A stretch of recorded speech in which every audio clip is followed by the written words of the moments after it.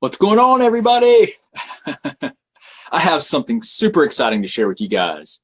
Hope you guys are doing well. Dr. Shook here. I am getting ready to get out of here. It's like 6:30. I'm getting ready to go home, but I absolutely have to share some new research with you guys because this is why we have to look at the entire picture when we're looking at hypothyroidism, low thyroid function, and autoimmunity. Listen, if you have one autoimmune condition that's diagnosed, you always have to look for where else the autoimmunity is. Like, where else is this occurring? It's one thing that, I tell people all the time, listen, you have at least a 50% chance of having a second autoimmune condition if you already have one. And I think that probably with if you have one diagnosed autoimmune condition, I think the chance that you're going to have a second one is much higher than 50% because we're never checking all those people. Like, we can do multiple tissue antibody panels and look at all these different autoimmune conditions, but we don't do that because, quite frankly, it doesn't really change how we would approach the problem, right? It's just that's a whole nother topic, really. What I want to share with you guys is some new research that just came out in 2017 on how the dietary proteins, so some of the foods that you guys could be eating, can be causing autoimmunity against different parts of your thyroid hormone physiology. We talk a lot about Hashimoto's and Graves' disease, where it's triggering these well-known autoimmune conditions where the immune system's attacking parts of the thyroid that we routinely check, right? So with Hashimoto's, we're looking at thyroglobulin antibodies, which is a protein inside the cells of the thyroid that are required to make your thyroid hormones. We look at TPO, thyroid peroxidase, the enzyme inside the cells of the thyroid that the immune system can attack. That's also associated with Hashimoto's or low thyroid hormone output. But we don't talk about the rest of the physiology, right? That's because, guess why? Because those two antibody tests, those are common. Those are common tests. I'll switch back to full screen in a second. Those are really common tests. So those tests are things, the way that we commonly assess the thyroid hormone chemistry and try to figure out whether or not you have autoimmunity against the thyroid. However, did you know that people can have autoimmunity against their T4, their thyroid hormone, the primary hormone made? Right, we don't check that. We don't check that in a clinical setting. You know why? Because there's no one set those tests up. There's no lab that does those, that provides those tests. Those kinds of tests against the other components that are part of the thyroid hormone chemistry, right? Just the whole process of production. There's so many other target tissues that are never assessed.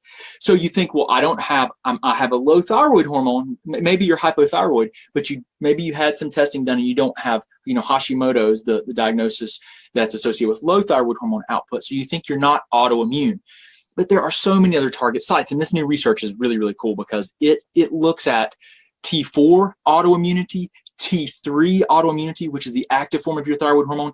It looks at thyroglobulin autoimmunity, which we know, now thyroglobulin is commonly found positive in Hashimoto's and in Graves' disease, with hyperthyroidism.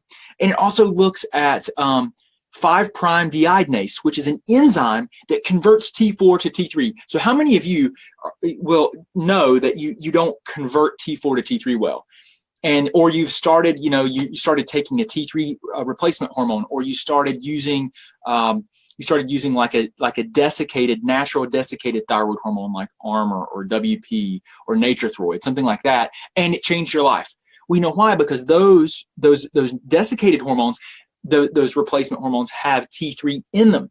So if you can't convert your own T4 to T3, so maybe you have normal T4 levels, it's the primary hormone made, and you're not converting on to T3, there's a lot of reasons that we look into.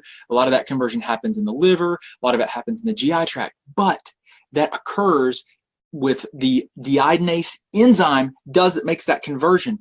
This paper looked at autoimmunity against the deiodinase enzyme, and what was really cool about this paper was not that it just looked at the autoimmunity, but it looked at food proteins that may mimic these tissues, T4, T3, 5' deiodinase, the enzyme that converts T4 to T3, and thyroglobulin. And they looked at a lot of other target tissues. They looked at TSH receptors, they looked at TPO, thyroid peroxidase, and they found, let me share the screen with you so you guys can see it. Hey Sherilyn, hey Karen, hope you guys are doing well. Let me show you here. I will go back to share the screen. All right, so let me share this with you. Okay, so here it is. This was just published in 2017. So guys, I'm always researching because I want to get the best results possible, and I want to teach you guys how to change your life. We're going to change the world one person at a time. All right, so here's the deal. Published in 2017 by the one and only Datis Karazian, who, if you do not have his book, you go get this book. I promise you, this is my favorite thyroid book ever written. That's available to the layperson. Every doctor should read this book.